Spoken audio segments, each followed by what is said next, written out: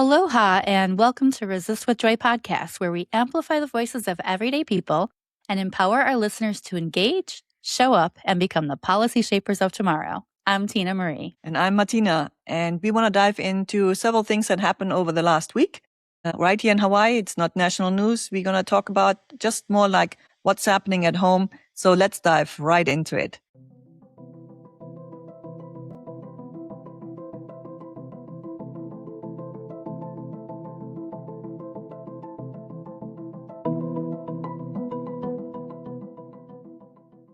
I have to get better at diving. I actually was at the pool this weekend and I was sitting down trying to think of because we can't dive in the pool. It's only 6 feet deep, so it's too shallow. But I was just thinking of maybe just sitting down and kind of diving. And I totally forgot the whole form of how to dive. And I used to take swim lessons. So I know the form of how to dive. But when I was sitting there, I was like, I have no idea how to do this anymore. Okay. That's so funny we say that because I'm in the ocean every day and I'm like, huh? What? You're gonna Do you know the proper form how to dive? Yes. You're gonna catch up with Savannah and me into the ocean eventually. Anyway, cool.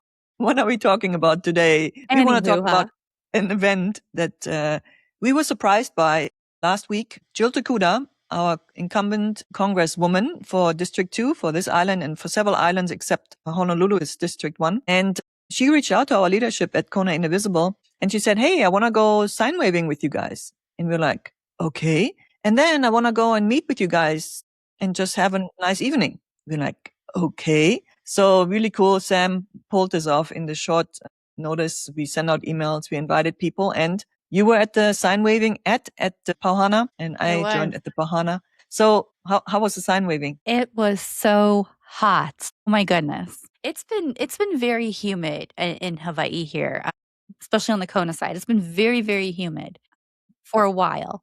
Anytime we go out to do the rallies, I always have my umbrella to shield me from the sun because I do get a little bit of sun sickness if I'm in the sun for too long and I'm not cooled off somehow.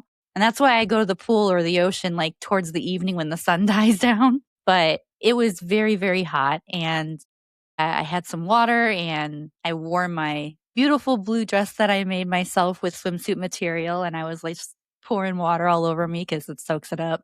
But yeah, it was really fun. We had a lot of people there. I did not count how many, but there were a lot of people up and down sign waving with her. Mm-hmm. And I was actually chit-chatting with her while we were sign waving. So it was really, really cool. Yeah. Yeah, she was really approachable on the Pauhana. It's just, it was a nice invite at someone's private residence. Mm-hmm. And his name is Roland. And he was so gracious to open his house. He's a musician all his life. And he's kind of set up to have people come together and listen to his music and when he plays. So it was the perfect setup and really grateful that he opened his house. And so when I joined, it was also very approachable. We did a short Q&A and then we just sat together. We ate. That's what you do. It was really cool to have very informal conversation with our Congresswoman because any other time that we've seen her, we were seeing her in a big group setting in a big auditorium and she was only there for a short while and then she had to be whisked away to go to somewhere else. Mm-hmm. So it was really cool to be able to just chit chat with her. Mm-hmm. At the sign waving though, when I was chit chatting with her, one of the first things I asked her was, I was like, hey, so what's up with Hakeem Jeffries when he said that impeachment's not a top priority? Because if you remember, he actually said that back in, I want to say March, April in an interview. Mm-hmm. And she's like, when did he say that about this term or next term? I was like, next term. He was saying this about next term, that impeachment's not a top priority. And she's just kind of rolled her eyes a little bit. And she's like, when we take back the Congress, we need to go after the Republicans tenfold, 10 times that they came after us. Yeah. Yeah. Yeah. Strategy has to be attack, attack, attack. Just push them into a corner that they cannot get out anymore. And we're so tired of this authoritarian breakthrough phase, where they just really try. I mean, folding for this attorney general, these senators from the Louisiana senator and all the other ones too, North Carolina and what was the other one? Texas, Corden. I mean, how spineless these people are. This attorney general that was the acting attorney general, its name is Todd Blanche. He was the former criminal lawyer of the current president. I mean, that there is even a criminal lawyer in that whole sentence is just already mind-blowing. So he was confirmed because these 3 senators said, yeah, we think he is competent. I mean, when I think of everything about Epstein, it just lingers with us so much. Yeah. And it's such a disgrace, these Republican senators. So for me, it's everything is about attack. And I'm glad that Jill Tokuda rolled her eyes when you asked that question. Yeah, she literally said that we have to hit them 10 times harder than they've been hitting us. That's right. Yeah. And relentless. Relentless is a really important word, not letting up and say, oh, we want to play nice, bipartisan. No, that's over. These times reaching are over. Across the aisle, decorum, decorum. I'm sorry. I'm done with that. Yeah. But there's so much anger in us and so much sadness where we are as a country. And all these Republicans have all contributed to that. Because if it would be a normal Congress and the president goes rogue, then the senators pull him back or the House of Representatives pull him back, right? But hey, in 2024, the nation wanted to have a Congress and a presidency, all for the Republicans, and you cannot govern. That's the bottom line. You cannot govern. You're just all about extracting and keeping the normal people low and, keep them down and make the richer just even richer. And I think it's so blaring these days. And it's not like they're normal Republicans either, because normal Republicans would be pushing against this madness. But they are all up his ass, drinking the Kool-Aid, going, yes, Daddy, give me more. Give me more. I love what you're doing. Remember when we talked about, from a psychological aspect, why are we so mad at the Democratic Party? Because that's the mommy role, right? In this 2-party system. She's like, mommy totally disappointed us over and over and over again, because they're pretty much in the same boat of abusing the nation. But we are trying to move things forward. I'm really happy that Jill Tokuda joined us. And I found out on the actual night, I talked to the field director, her name is Sarah. And I said, did you guys do any other business on the island today? They're like, no. I'm like, what do you mean? You came over just to meet Kona Indivisible? Yeah. I was really surprised. And I felt really special. Special, yeah. Because it was sweet. It meant something to me because we are this small group of people, a small leadership group. And we have rallied at least 600 people read our newsletter every week. If we have bigger events or smaller events, people are showing up from the Kona side or Waikoloa side, west side. And something is happening that we are organized. And to have our Congresswoman to come to us, I thought it was really nice. That means we're getting noticed. Yeah. And then do you want to repeat the question you asked her and just share with what you had a question that you asked her before mine. Yeah, I was the first question. I'm always interested in someone's resume because we put someone into public office. We're voting. That's the idea in a liberal democracy or democracy. You go and vote and you bring someone to public office if they have experience or they have no experience. And me personally, I really want people to already have experience in the space, like Della Au Belatti. She was a civil rights lawyer, and going into the House of Representatives made a lot of sense to me. And she was there for 20 years. So I really appreciate her education. And for Jill Tokuda, I learned that she was already 12 years in the Senate, in the House Senate in Hawaii. And then she took a little break of 4 years. And then the former congressman that we had, he said he's not going to run again. She jumped into that race. And I think this is the second time that she's going to run again. So it would be her 4 years already. This is actually her third time because she ran 2 years during Biden. Now she's in 2 years during Trump, and then she's getting reelected. So this will be her third term. Third term and 4 years already having your experience now. Again, experience level, right? Understanding the mechanics, how this all works, how the rules work and what you're supposed to do and not to do. And I think she's a real fighter. I really appreciated her resume. And that goes back actually to 2016 when I looked at this presidential Hillary Clinton versus Trump. I'm like, what is this nation doing? It's like there is this accomplished woman of all levels of being public servant. And then you put this, the list is long of what he is, right? But he's an abuser. And I'm just like, this nation wants to be abused. That's what was your reaction again? I just went to bed that night and when you saw what was happening, you said, what is this country doing? Yeah. Well, we're going towards fascism. That's when we had a Hitler.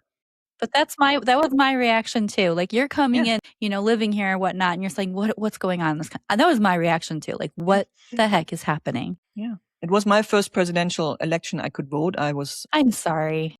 It was, I'm trying to find the word, naturalized.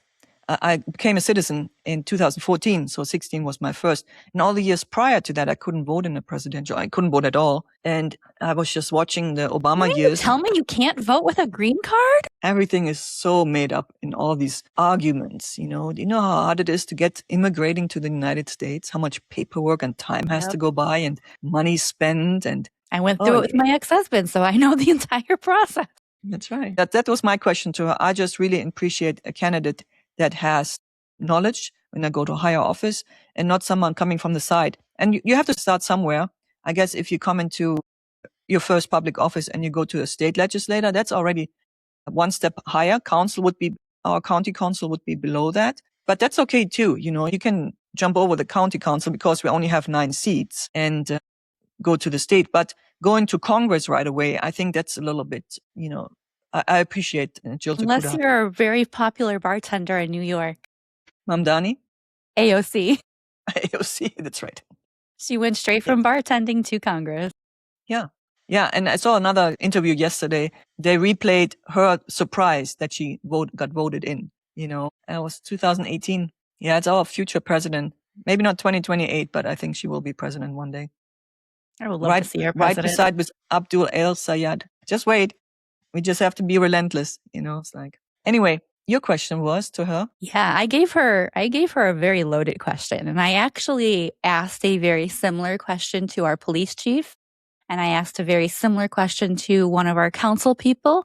And I could not get an answer from them. So I decided to ask her too. And I'm going to ask every single legislator I know the same question until I can get an answer or until policy changes. Mm. So one of the biggest things I asked her was, and I'm going to dive into this a lot more in our next episode, but we have laws in place where we have the ability to protect ourselves. It's called self-defense. When people are coming after you, breaking into your home, you have the right to self-defense, except if they're a federal agent. If they're a federal agent, you're not allowed to freaking touch them, even if they're being atrocious to you. And we know that these ICE agents are being very brutal. They're breaking into people's homes and cars, dragging them out, smashing their head on the pavements, beating them, killing them. And I wanted to know, because the police can't arrest them. The local police cannot arrest them. So my question to her was, how do we protect ourselves against a tyrannical government? Because of all of the ICE detainments and all of the horrendous things that are happening to our immigrant community, when they're in the detention centers, they pretty much get bounced around like a hot potato and we have no idea where they go.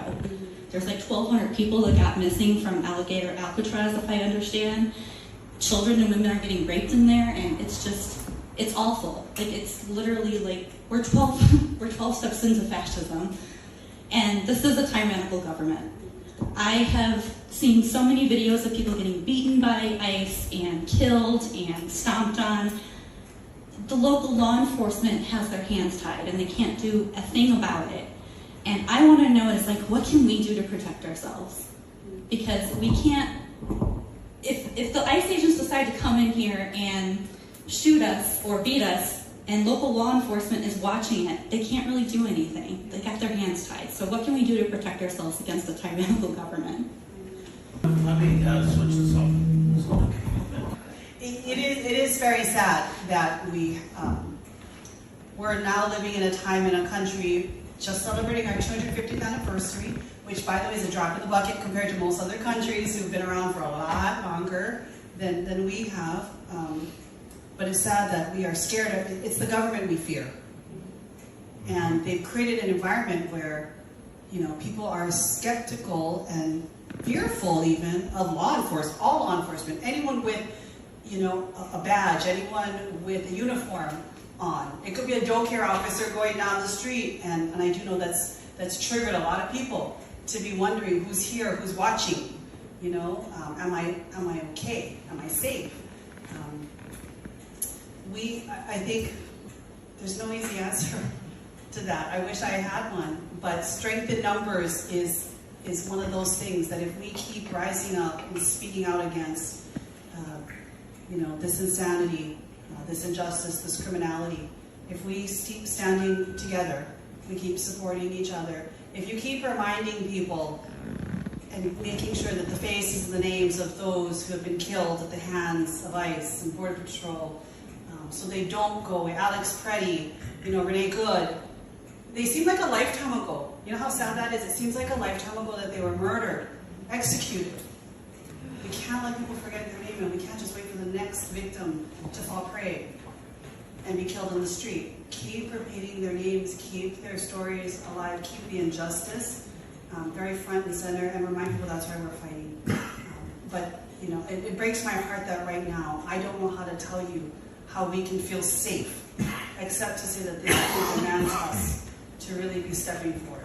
Is there any follow-up quick question to that? Is there any policies that could be implemented to give police more authority to arrest federal agents that break the law, or even more authority to us to defend ourselves? That, I can't think of it. Do you have an answer for that? Or thoughts? Or let me think about that. It was good. It was actually a right answer. I don't have an answer right now. I'm going to get back to you. She didn't give us a politician answer, and I really appreciated that. Yeah. She's a real person. I really like her. Yeah. I think the supremacy clause of the U.S. Constitution will be a thing in between. But here, I'm not sure if we mentioned it last week. In our statewide network, as for Indivisible, we do Sunday newsletters. It's really informative. It's really well done. And there was a Hawaii State Supreme Court judge. So in Hawaii, every state had its own Supreme Court, right? Yep. That's for the state. And then we have the U.S. Supreme Court too. But for the state Supreme Court, there was actually an opinion written about a different case, but somehow the judge put in his opinion a whole, I think, 6 or 7 pages, how he says, we don't have to listen to what the Supreme Court says. No, we have our own autonomy. This is a really cool aspect of it, because we always think federal is supreme, right? And this judge says, no. And I believe the, what do you call him? I don't know the right word right now, but the leader of the court, of the state Supreme Court, he signed that opinion as well. So it's really interesting because the states are fighting back now, right? Yes. They're having their own spin on the Supreme Courts for the states, how they interpret things versus what the U.S. Supreme Court does. And the U.S. Supreme Court is just so damaging to the nation that this is so long too, and they have done so much damage to us. States' rights, right? That's right. States' rights. That's right. Yeah, and I love that question too. And her honest answer, she's like, let me think about this. And I'm going to be sure to follow up with her next time I see her and say, have you thought about it yet? Yeah. And we invited her for the podcast. Now that it ties into the next thing we want to talk about, the primary here in Hawaii was last weekend. And now that the primary is over, and Tina Marie and I, we were really involved in a lot of build up to get people to vote. And we will release interviews here really soon that we did. And we're looking for more interviewees to tell stories and just bring more inside information, how to bring politics closer to the people.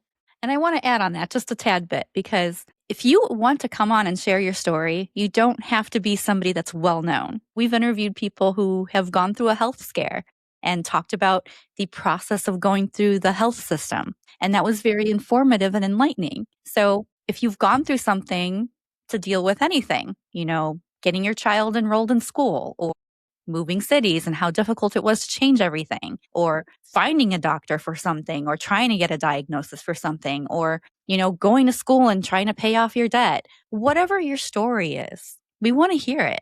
And if you are in an advocacy role, if you are in a legislative role, we want to hear from you too. What brought you there? What inspired you? And what can you teach us? So if you're looking to get on our podcast, hit us up. We would love to have you on.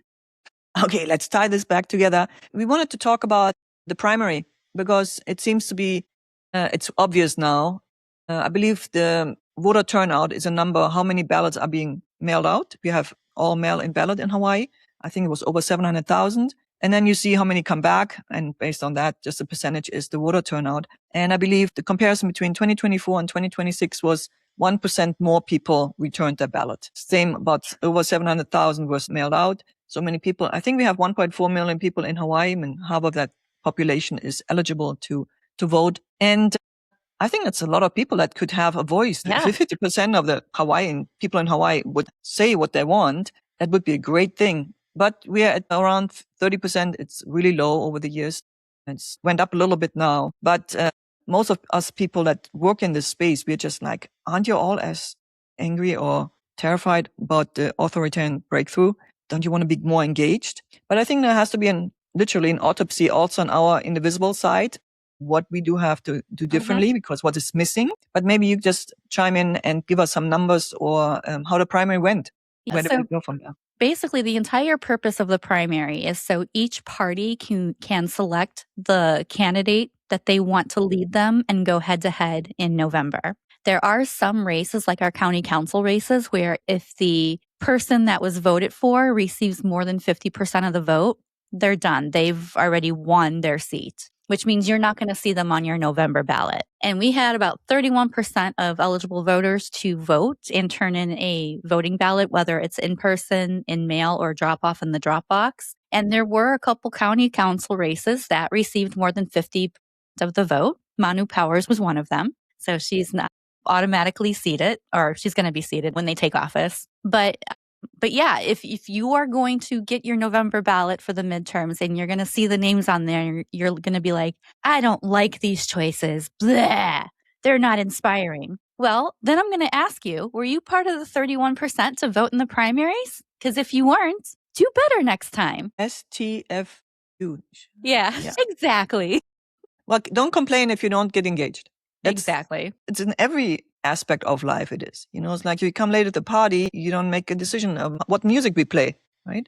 Exactly. So I voted, so I get to complain. We complain on the podcast. And I am very disappointed because we had across the state so many progressive candidates that were willing to step in and do the hard hitting work and push forward the hard hitting, policies. And they lost by big margins. And that just means that the voters here that turned up to vote voted for more status quo Democrats. And it's very sad. So now those Democrats are going to go head to head with the Republican nominees and the nonpartisan Green Party, what have you. But it's just very sad that we didn't get as many progressive candidates as we would have liked to. There were quite a few that did win, and I'm very happy for them. But for the majority of them, I am so disappointed in our voters for not turning up for them. So, yeah, I think there's if we think of the emotions we all had on Saturday night, right? The vote primary ended on Saturday at 7 p.m. And then by 8 or 9 p.m., enough votes were counted to make a decision if someone can catch up to someone else or not. I was at the computer working. I was working on the newsletter for IHSN, for the Indivisible State Network. And I just glanced at it as I'm like, we lost both races that we endorsed. Yes. And it's too bad. And I looked at the numbers, but the numbers were like, some people said it's a landslide. Well, I think it's a landslide in the congressional District 1 seat, mostly because name recognition is just really big, and it's an entrenched system, and it is. I think a candidate here in Hawaii has to have a longer runway. Exactly. And so there's just lessons to be learned. That's my mind went immediately. I didn't, what do you call it in English, lick your wounds, and 3 days later you're still licking your wounds because you're just so hurt. And for me, it's like, no, new ideas. The old thing doesn't work anymore. And it's not easy to change a 40-year or 50-year-old system. Democratic Party is in power here for 50 years. They have their system, right? And if you're, I guess, on the right track with the Democratic Party and how it's supportive and all these things, I wish Jared Kehokalole would have had a longer runway. But we as Indivisible, we made a decision who we're going to support in May. So from May, June, July, it's 3 months of getting to know, that the voter get to know you. And I think if people would have gotten to know him, I really like him. So, but he didn't win. That's just the way it goes, right? And there is something to be said about name recognition, because my husband ran for our local HOA in our community, our homeowners association board, 3 times before he got elected. And it's just a matter of being out in the community, getting to know your neighbors, getting to know the people who are going to vote for you, and showing up on the ballot. And he had to put his name on the ballot 3 times to get elected. But he finally did, and he beat out an incumbent. So, and that's one of the things I said to one of the people that ran for office this year. They were very disappointed and said that they might not ever run again because they were just feeling disenfranchised. And I was like, hey, you got a lot of votes. You got a lot of votes considering this is a primary. And I wouldn't let that discourage you. And if you lost your race this time, get out in your community more so people can see you and know who you are and understand what you're about, and use that to fuel your next election. Because the more times people see you on the ballot, the more name recognition you're going to build and the more voters you're going to accumulate. And, Indivisible here in Hawaii did so much for these two candidates. I see a future where they just really stay attached to us and come on a weekly podcast with us. It doesn't have to be the two of us. We can expand our brains so much how far we go, but podcast for Indivisible. And these two get more recognition of their names and that they are really good people to create laws for us. And with that, let's create society. I think most people don't make that connection anymore. We call them legislator and you go to the Capitol. Yeah. But what really happens inside is like a bunch of people talk to each other, talk over each other, or talk, I don't know, whatever. At the end, hopefully a law is created. In this case, the two candidates we supported, they were really, really important key factors in getting Act 11 pushed through the legislature last year. This in combination with Indivisible, and Act 11 is the one, we talked about it several times, about getting dark money out of Hawaii politics. Because all the shenanigans that we saw happening in this primary, like the guy who ran against Della Au Belatti for lieutenant governor, he had dark money behind him and about $2 million invested into this candidate. So he made it. So he had the name recognition. There was a lot of mailers. I received 6 mailers from him. 6? I didn't get any. So I was not that My husband interested. didn't get any either. But it's, we learn by doing. I mean, we cannot just because we come here out of a 1 year. Well, we started last year in March, April as Kona Indivisible. It's a lot of learning on our side, but for me, it's like create a better messaging machine, create better content and push it out and have the right people connected to you. And let's see where these two are in 2 years or in 4 years. Okay. Shall we talk about Mock 2028? You had an idea? Or you're already working on it? Yeah, I've been working on it and I haven't publicized it enough as much as I've been wanting to. So it is a mock election, a mock presidential election that the Democratic Women's Caucus has put together. The caucus has come up with a bunch of names. They nominated people to be put in this mock election. And we're doing 2 types of voting. This way we can compare like which one we would prefer to do over the course of time. The first type of voting is plurality voting. So you pick for one candidate and the one that receives the most votes wins. And the secondary voting mechanism with the same exact candidates is we're doing ranked choice voting. So you get to rank, your top 5 or 10 or whatever I have the system set up as. And we can see the different results if they're the same or if they're different. So I'm trying to get at least 100 Hawaiian residents to vote in this. And right now we have 35 people that voted over the last couple of months. So if you would like to vote, we're going to include the links in our show notes. So please go ahead and vote, and then we will produce the results when we get at least 100 participants. Mm-hmm. That's cool. And what is the reasoning behind it? Do you want to educate about ranked choice voting, or you want to just bring out? Yeah, it's twofold actually, because it shows that, what people are looking for in a candidate. And also it teaches people how ranked choice voting works and how it compares to plurality voting, which is what we have now. So I think it's a fun little exercise that really means nothing at the end of the day. It's just a fun little test, if you will. But it's something fun to participate in so that you can actually see how things work. If this were to be like an actual voting mechanism that we put in place in things like primaries and presidential elections, etc. Yeah, it's a different voting system. And I believe Alaska has that. And the mayor, Mamdani in New York, they had ranked choice voting in the primary in the Democratic Party for New York, right? And that's how he was actually able to get through to be the mayor. And we have to rethink. Whatever we did the last 250 years, many things don't work. Nope. So I'm all about new ideas. And They're not outdated. Just talking new ideas. Huh? They're outdated and we need a change. Yeah. It's 2026 and it's already August. It's like the time goes by. The people who wrote the right to bear arms were not thinking that someday there was going to be automatic, rifles and automatic weapons and whatnot, where you can shoot off 100 rounds of bullets in a second. Things need to be updated. Yeah, and that's the fight we're in. So yeah, I love this idea. I'm going to vote too if you just send it to me, and we can put the link in the show notes. So if you guys are ready to vote for a mock 2028 presidential election, for everybody in Hawaii can vote there. And it's just a fun project. But I think it's educational. Just think further, think new ideas, how we can get there. I love it. All right. So you want to take us out for today? Push all the buttons. I'm just going to start doing a dance. See, this is the joy part of our Recess with Joy. That's right.